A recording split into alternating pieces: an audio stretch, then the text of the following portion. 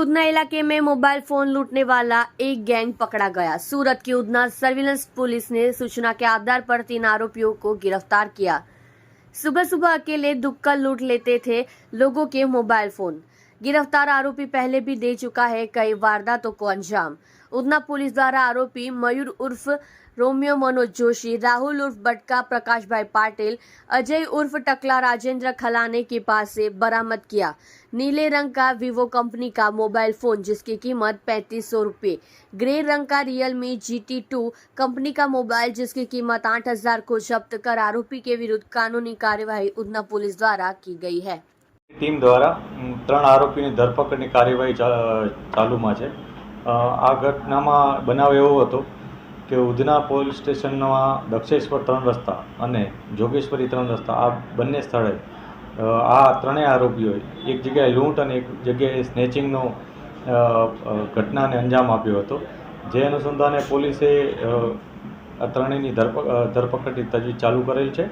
આ બનાવમાં આ ત્રણેય જણાવે પહેલાં એક રાહદારીને ઉધના જે દક્ષેશ્વર 3 રસ્તા છે તે બાજુ જઈ અને એને માર મારી અને એની પાસેથી મોબાઈલ ઝૂંટવી લીધો હતો અને લૂંટ ચલાવી હતી।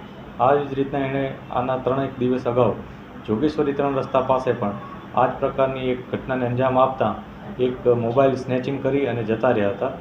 પોલીસને બાતમી મળી હતી કે આ ત્રણેય વ્યક્તિઓ આ પ્રકારના એક મોબાઈલ જે લૂંટ અને સ્નેચિંગમાં મેળવેલ છે એ વેચવા માટે ક્યાંક પ્રયાસ કરી રહ્યા છે। જે બાબતે પોલીસે ઇન્ફોર્મેશનના આધારે ત્રણેયને પકડી પાડેલ હતા।